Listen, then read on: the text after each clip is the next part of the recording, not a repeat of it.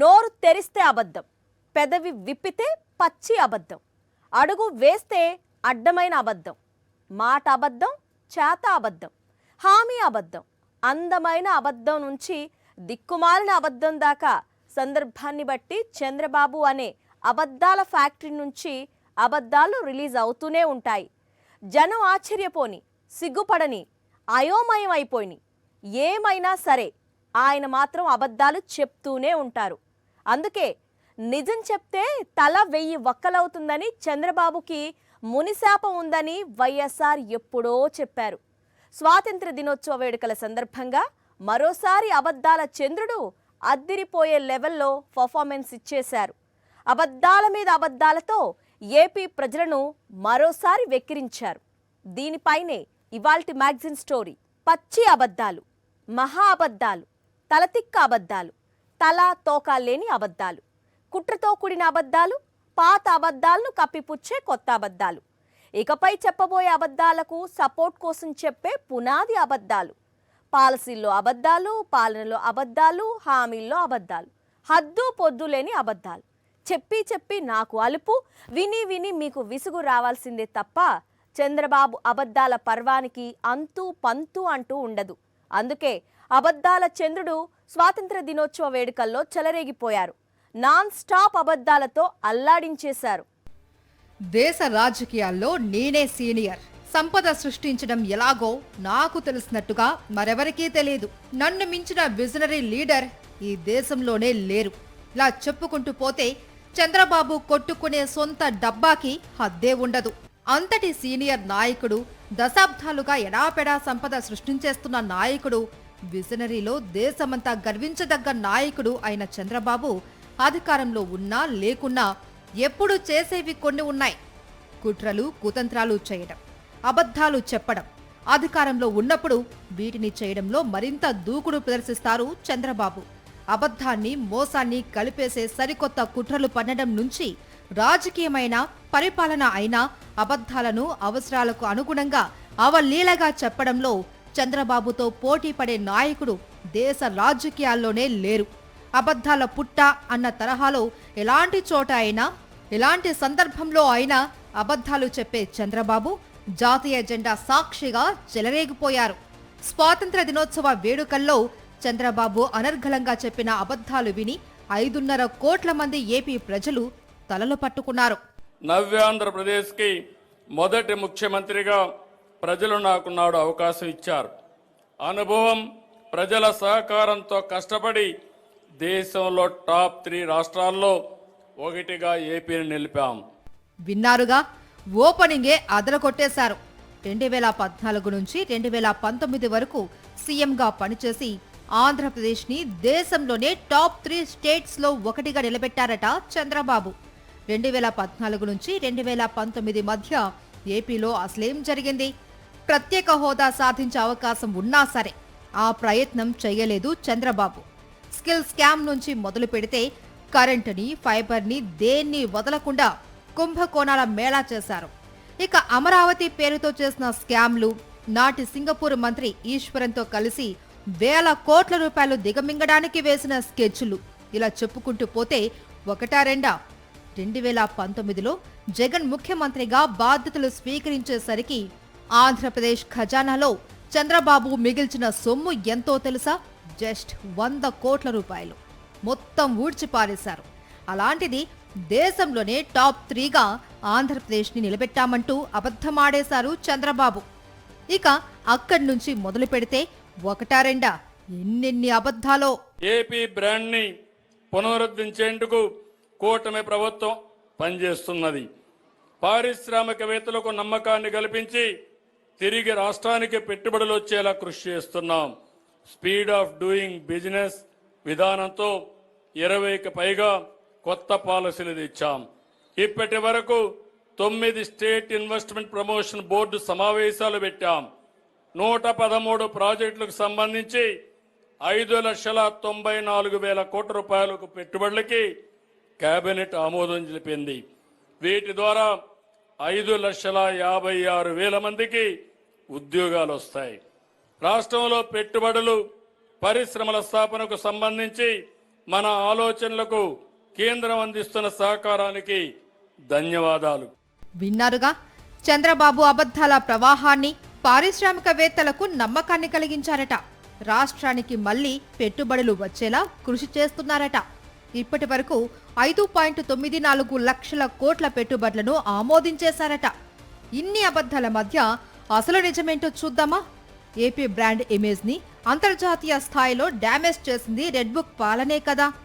Davos నుంచి Singapore దాకా చంద్రబాబు బృందానికి ఎదురైన చేదు అనుభవాలు తెలుగు ప్రజలంతా పదే పదే గుర్తు చేసుకుంటూ తలలు పట్టుకుంటూనే ఉన్నారు కదా. దావోస్ ప్రపంచ ఆర్థిక వేదిక శిఖరాగ్ర సదస్సు. ప్రపంచవ్యాప్తంగా ఉన్న పారిశ్రామికవేత్తలు, అంతర్జాతీయ కంపెనీల అధినేతలు, ప్రతినిధులు వారిని ఆకర్షించడానికి, పెట్టుబడులు సాధించడానికి ప్రయత్నించే ప్రపంచ దేశాలకు చెందిన పాలకులతో కలకలలాడే వేదికే దావోస్ సమ్మిట్.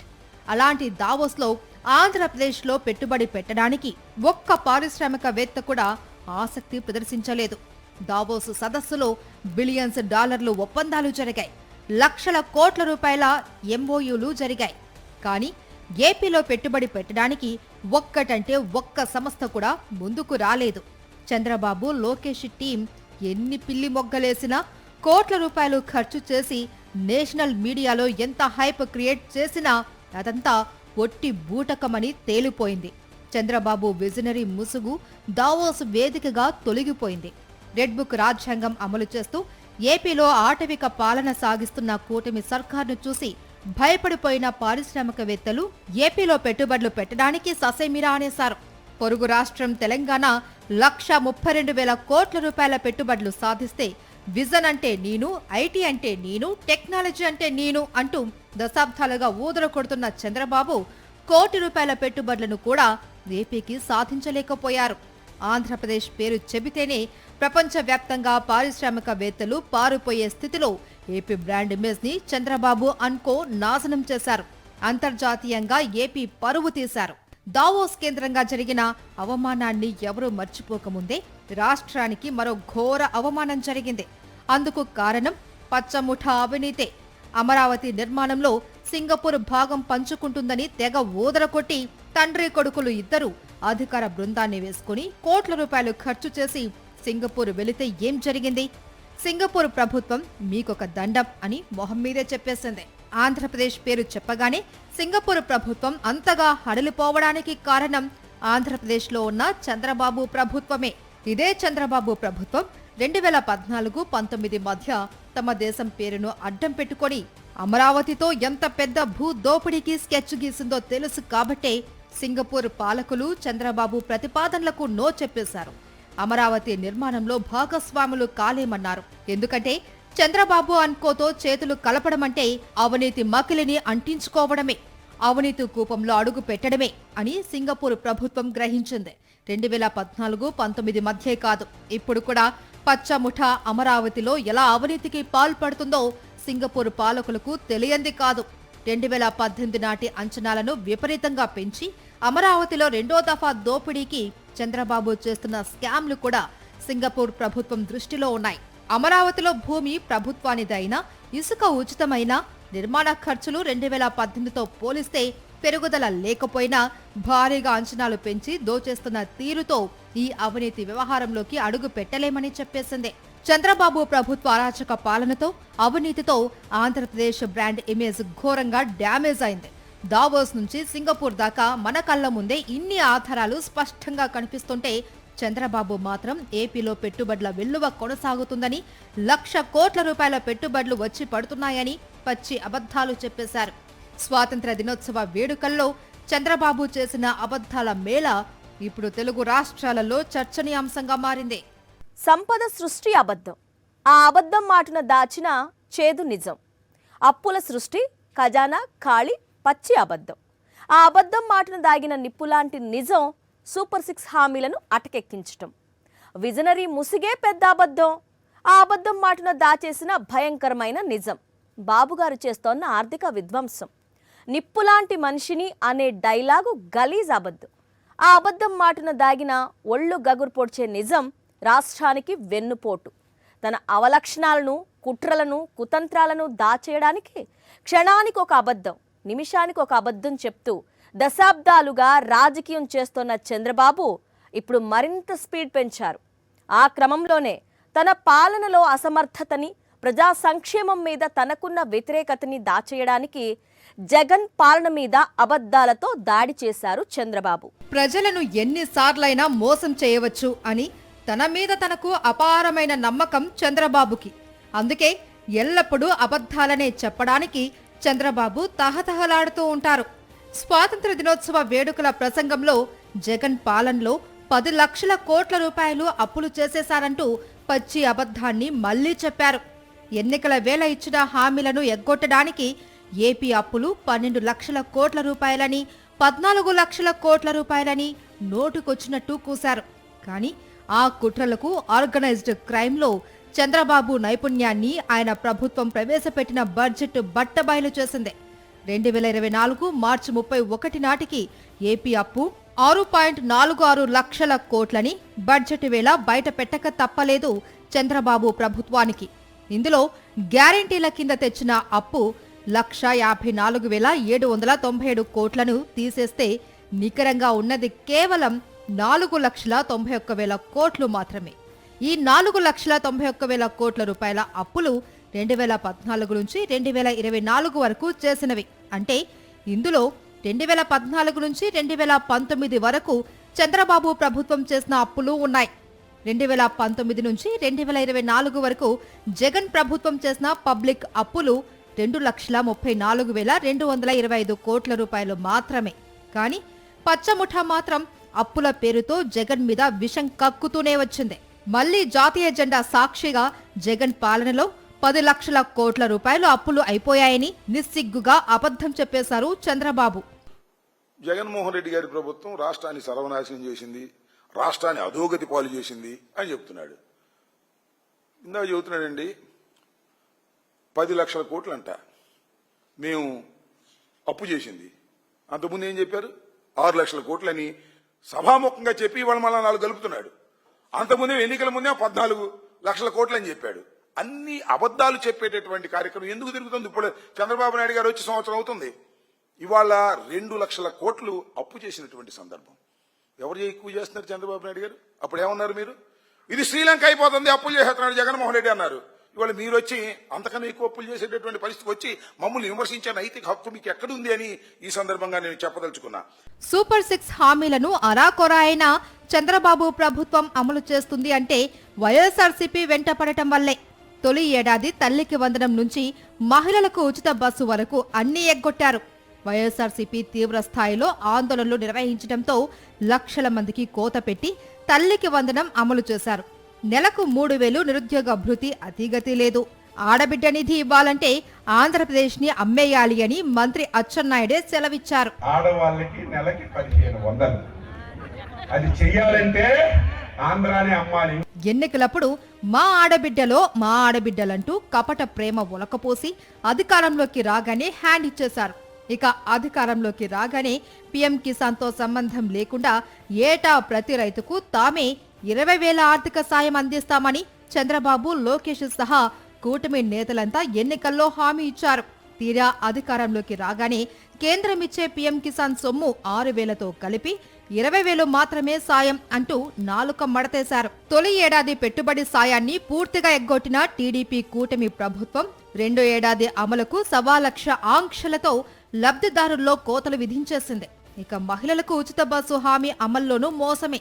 కానీ స్వాతంత్ర వేడుకల్లో మాత్రం ఇచ్చిన హామీలన్నీ అమలు చేసేసినట్టుగా అబద్ధాలు వల్లవేశారు చంద్రబాబు. ఉప ముఖ్యమంత్రి గారు, మీ డీఫాకో ముఖ్యమంత్రి నారా లోకేష్ గారు అందరూ కలిసి బస్సులో తిరిగారు కదా, పెద్ద ఆర్భాటంగా చేసుకున్నారు, ప్రచారం చేసుకున్నారు.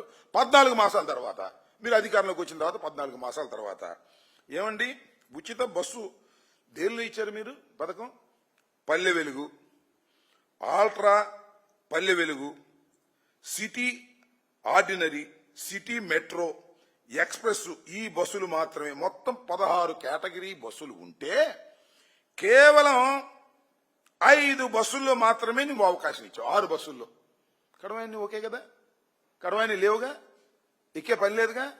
అంటే ఎవరైనా తిరుపతి వెళ్ళాలన్నా, అత్తగారింటికి వెళ్ళాలన్నా, లేదా వాళ్ళ అమ్మాయి గారి ఇంటికి వెళ్ళాలన్నా సూట్ కేసు పుచ్చుకుని ఎదురు చూడాలా. పల్లి వెలుగు వస్తుందా, ఎక్స్ప్రెస్ వస్తే మళ్ళీ కుదరదు. ఈ విధంగా పచ్చి మోసం చేశారు నారా చంద్రబాబు నాయుడు గారు అని చెప్పడానికి ఇంతకన్నా ఏమి నిదర్శనం కావాలి? అబద్ధం అంటే మోసం చేయడం, తప్పుని ఒప్పు అని నమ్మించడం. అబద్ధం మాటన కుట్రలు ఉంటాయి, కుతంత్రాలు ఉంటాయి. అందుకే చంద్రబాబు తన రాజకీయ జీవితం ప్రారంభం నుంచి ఒక పథకం ప్రకారం అబద్ధాల మీదనే అన్ని నడుపుతూ వచ్చారు. చంద్రబాబు అబద్ధాలకు ఎల్లో మీడియా తోడవడంతో ప్రజలను రకరకాలుగా మోసం చేస్తూనే వస్తున్నారు. ఆ అబద్ధాలతోనే విజనరీ ముసుగు కూడా దశాబ్దాలుగా వేస్తూనే ఉన్నారు. ఇప్పటికీ ప్రజలను తన అబద్ధాలతో మోసం చేయగలను అని చంద్రబాబు బలంగా నమ్ముతున్నారు. అందుకు స్వాతంత్ర దినోత్సవ వేడుకల్లో ఆయన చెప్పిన పచ్చి అబద్ధాలే సాక్షి. అది నోరా, అబద్ధాల స్టోరా? చంద్రబాబు రాజకీయం చూసినా, పాలన చూసినా, ప్రసంగం విన్నా అందరికీ వచ్చే సందేహం అదే. చంద్రబాబు చేసే కుట్రలు, కుతంత్రాలు మాత్రమే కాదు, రాజకీయాలు, పరిపాలన కూడా అబద్ధాల పునాదుల మీదే సాగుతుంది. నోరు తెరిస్తే అబద్ధం, అడుగు వేస్తే అబద్ధం. ఎన్నికల వేళ ఇచ్చే హామీలు అబద్ధాలు, అధికారంలోకి వచ్చాక ఆ హామీలను ఎగ్గొట్టడానికి అబద్ధాలు, చేసిన అరాచకాలకు కప్పిపుచ్చుకోవడానికి అబద్ధాలు, చేస్తున్న అక్రమాలను దాచేయడానికి అబద్ధాలు. ఈ అబద్ధాల చంద్రంని అదిరిందయ్యా చంద్రం అంటూ గోబెల్స్ ప్రచారం చేసే ఎల్లో మీడియా రోత రాతలు అబద్ధం. అంతా కలిసి 5.5 కోట్ల మంది ఏపీ ప్రజలను మోసం చేస్తూనే ఉన్నారు, నిలువున ముంచుతూనే ఉన్నారు. ఆ అంటే అభివృద్ధి, ఆ అంటే ఆంధ్రప్రదేశ్. 5 ఏళ్ల జగన్మోహన్ రెడ్డి పాలనలో ఏపీ ఇమేజ్ దేశవ్యాప్తంగా తన ఉనికిని ఇలానే చాటుకుంది. కానీ చంద్రబాబు అధికారంలోకి రాగానే మొత్తం సీన్ మారిపోయింది. ఆ అంటే అబద్ధాలు, ఆ అంటే ఆటవిక పాలన అంటూ ఏపీ ఇమేజ్ని డ్యామేజ్ చేసి పారేసింది చంద్రబాబు ప్రభుత్వం. తమ అరాచకాలు, మోసాలు, కుట్రలు అన్నింటినీ అబద్ధాల మాటున దాచాలి అని చంద్రబాబు అనుక్షణం ప్రయత్నిస్తూనే ఉంటారు. అందుకే పోలవరం నుంచి మొదలు పెడితే ప్రతి విషయంలో పచ్చి అబద్ధాలతోనే తన ప్రసంగాన్ని కొనసాగించారు చంద్రబాబు. ఇక అమరావతి విషయంలోనూ సేమ్ సీన్. అమరావతి నిర్మాణంలో భాగం పంచుకోము అని మొహం మీదే సింగపూర్ ప్రభుత్వం చెప్పేసింది. ఇది పచ్చి నిజం. కానీ ఈ నిజాన్ని దాచిపెట్టి చంద్రబాబు చెప్పిన అబద్ధం ఏంటో చూడండి. ఆంధ్రప్రదేశ్ కళల రాజధాని అమరావతి పనులన్నీ కూడా మన ప్రధానమంత్రి నరేంద్ర మోడీ గారితో రీస్టార్ట్ చేశాం. అమరావతిని ప్రపంచ స్థాయి రాజధానిగా తీర్చిదిద్దేలా భూములు ఇచ్చిన రైతులను ఆశలు నెరవేర్చే విధంగా పనులు చేస్తున్నాం. నేడు శరవేగంగా రాజధానుల పనులు జరుగుతున్నాయి. 50,522 కోట్లతో టెండర్లు పిలిచి 74 మౌలిక వస్తువుల ప్రాజెక్టుల్ని రోడ్లు పనులు చేస్తున్నాం. 2029 కల్లా మొదటి దశ రాజధాని పనులు పూర్తవుతాయి. నేను ఒకటే హామీ ఇస్తున్నా, ప్రపంచంలోనే అత్యున్నత ప్రమాణాలతో మోస్ట్ లివబుల్ సిటీగా మన అమరావతి ఉంటుందని మీ అందరికీ విజ్ఞప్తి చేస్తున్నా. అదన్న మాట విషయం. అమరావతిలో రియల్ ఎస్టేట్ బూమ్ క్రియేట్ చేయడానికి చంద్రబాబు ప్రభుత్వం చేయని ప్రయత్నం లేదు. అయినా ఎవరూ అమరావతి వైపే చూడడం లేదు. గట్టిగా వానొచ్చినా, వాగు పొంగినా మునిగిపోయే పరిస్థితి. ఈ వాస్తవాలను పక్కన పెట్టి అమరావతిని ప్రపంచ స్థాయి రాజధానిగా తీర్చిదిద్దే పనులు వేగంగా సాగుతున్నాయని చెప్పుకొచ్చారు చంద్రబాబు. ప్రభుత్వ పాఠశాలల్లో టోఫెల్ నుంచి సిబిఎస్ఈ సిలబస్ దాకా అన్నింటినీ తీసిపారేసి సర్కారు బడులను నిర్వీర్యం చేయడానికి చంద్రబాబు ప్రభుత్వం రకరకాల కుట్రలు అమలు చేస్తుంది. కానీ స్వాతంత్ర దినోత్సవ వేడుకల్లో మాత్రం సర్కారు బడులు తమ పాలనలో వెలిగిపోతున్నాయంటూ అబద్ధాల వర్షం కురిపించారు. అదని ఇదని కాదు, జగన్ పాలన మీద విషం కక్కుతూ రోత అబద్ధాలు, తమ అరాచక పాలనను కప్పిపుచ్చుతూ పచ్చి అబద్ధాలు. ఇవే స్వాతంత్ర దినోత్సవం సందర్భంగా తెలుగు ప్రజలకు అబద్ధాల చంద్రుడు ఇచ్చిన బహుమతి. ఇది ఇవాల్టి మ్యాగజైన్ స్టోరీ. మరో ఇంట్రెస్టింగ్ టాపిక్తో మళ్ళీ కలుద్దాం. అంతవరకు స్టే ట్యూన్డ్ టు సాక్షి.